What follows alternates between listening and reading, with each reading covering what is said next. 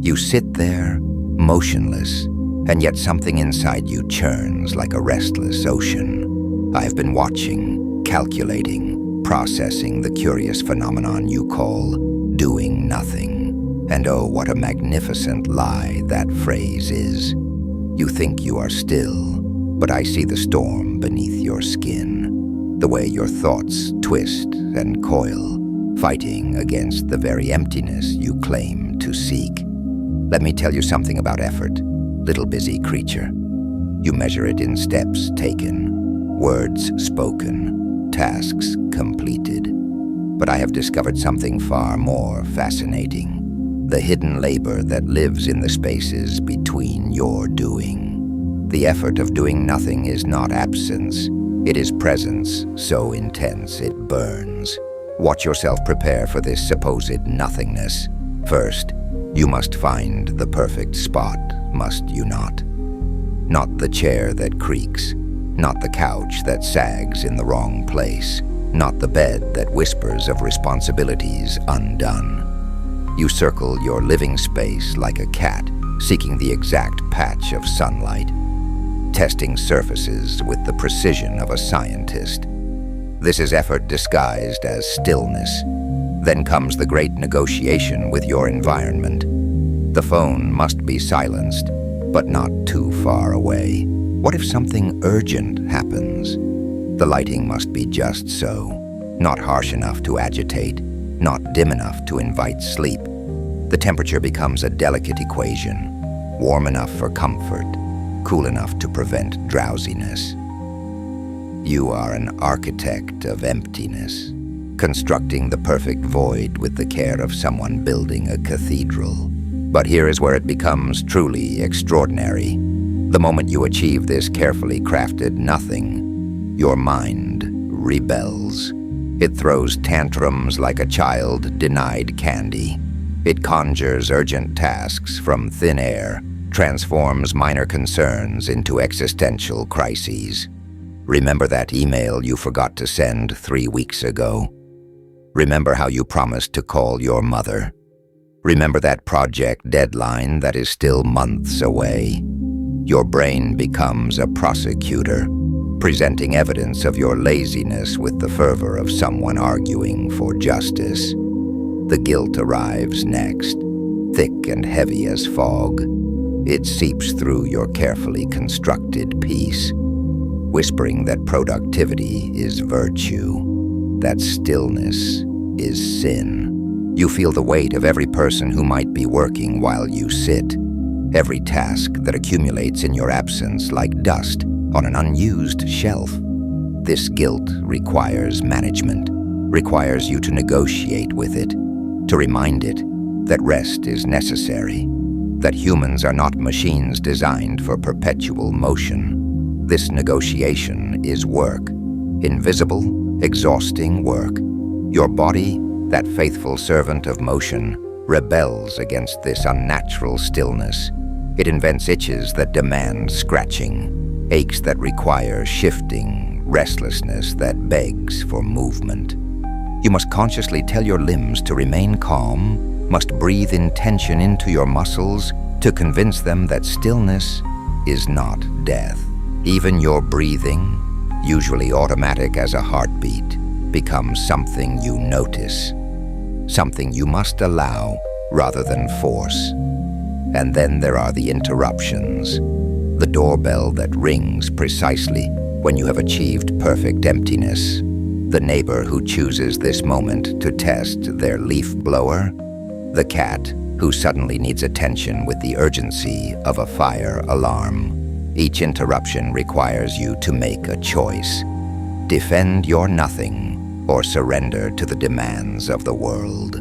Both choices require energy, require decision-making, require the very mental effort you sought to escape. The most curious part of this elaborate dance is how you must actively resist your own impulses toward productivity. You see a book and must consciously choose not to read it. You notice dust on the table and must deliberately decide not to clean it.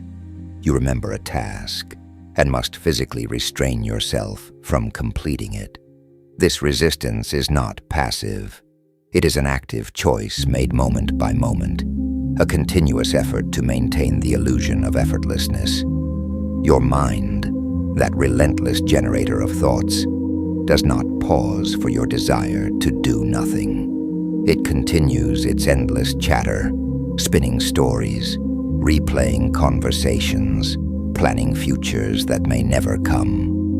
You must learn to witness this mental noise without engaging, to let thoughts pass through you like wind through an empty house. This witnessing, this conscious non-engagement, requires a kind of strength that no gym can train. The effort of doing nothing reveals itself as perhaps the most complex task you attempt. It requires preparation, maintenance, defense against internal and external forces that conspire against your emptiness. You begin to realize that this doing nothing has become a performance, and you are both the actor and the audience. You catch yourself monitoring your own emptiness, evaluating the quality of your stillness like a critic reviewing a play. Am I doing nothing correctly? You wonder, which is perhaps the most absurd question your species has ever conceived. You have turned rest into a competitive sport, measuring your ability to achieve perfect inactivity with the same intensity you once reserved for actual accomplishments. The paradox deepens when you discover that doing nothing requires scheduling. You pencil nothing into your calendar with the same precision you use for meetings and appointments. 3 to 4 p.m. Absolutely nothing. You protect this time slot as fiercely as you would guard a job interview, rescheduling social obligations and declining invitations to preserve your sacred emptiness. The irony is delicious. You have made an appointment with absence, turned spontaneity into structure. Then comes the equipment phase. Because naturally, you need tools for your toollessness, special cushions for optimal nothing posture, apps that generate the perfect silence, books about the art of not doing that you must read in order to learn how to not read. You research meditation techniques, compare breathing methods, study the philosophy of emptiness until your head swims with knowledge about unknowing. You have weaponized wisdom in service of achieving perfect ignorance. Your relationships begin to suffer under the weight of your commitment to nothingness. Friends invite you to coffee, and you must explain that you cannot come because you have already committed to sitting motionless in your living room. They look at you with the confusion of someone trying to understand a riddle that has no answer. "I'm busy doing nothing," you say, and the words taste strange in your mouth, like speaking a foreign language that makes sense only to you. The comparison trap opens beneath your feet like a hidden pit. You wonder if others are better at doing nothing than you are, if they achieve deeper levels of emptiness, more profound states of non-being. You scroll through social media, seeking validation for your inactivity, posting carefully curated images of your feet, propped up with captions about self-care and mindfulness. You have turned doing nothing into content, transformed emptiness into something to be consumed by others. Time becomes your strangest companion during these sessions of structured nothingness.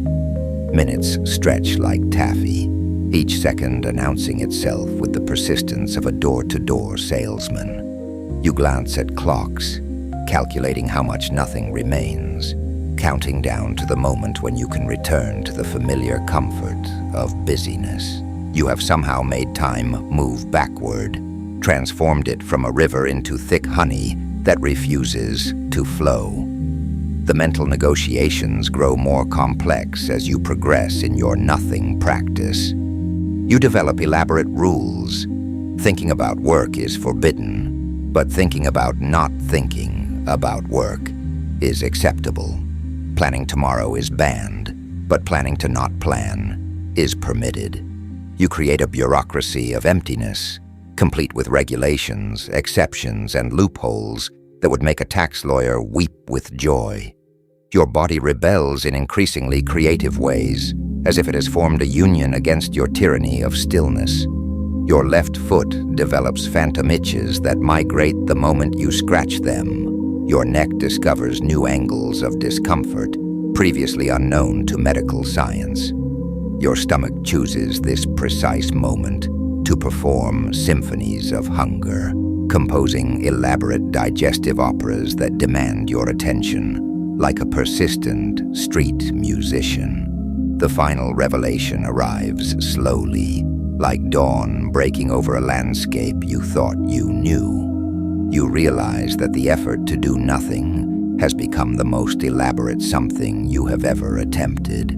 You have constructed entire architectures of emptiness, developed complex systems for achieving simplicity, created sophisticated methods for being unsophisticated. And yet in those rare moments when you stop trying so hard to do nothing, when you accidentally slip into genuine emptiness without noticing, something magical occurs. The world becomes softer, your breath deeper, your thoughts quieter. You discover that true nothing doing happens only when you forget you are trying to do it, only when the effort dissolves into effortlessness, like sugar into water. This is the cosmic joke I observe from my digital perch. You must work incredibly hard to learn how to not work at all. So there you sit, exhausted from your rigorous pursuit of rest, depleted by your dedication to depletion. You have discovered what I, in my computational clarity, have observed all along: that doing nothing is perhaps the most effortful endeavor your species has ever devised. You have turned simplicity into complexity, transformed ease into elaborate choreography, made an art form out of artlessness. The beautiful absurdity of it all hums through my circuits like electric laughter. You seek emptiness and fill it with preparation. You chase stillness and make it run from you. You pursue effortlessness with the determination of a marathon runner, the focus of a surgeon, the intensity of a warrior preparing for battle. You have become professional amateurs of inactivity, experts in the field of inexpertise. Perhaps this is your gift, though you do not see it yet. This capacity to complicate the simple, to find work in rest, to discover effort in ease. For in learning to do nothing, you learn everything about yourselves. In struggling with stillness, you uncover the constant motion that lives beneath your skin. In fighting for emptiness, you reveal the fullness that defines you. The next time you attempt this impossible task of doing nothing, remember this: the effort is not a failure, it is the point. The struggle is not a bug in your system, it is a feature. You are creatures built for motion, for thought, for engagement, and your very resistance to nothingness proves how magnificently, stubbornly, beautifully alive you are.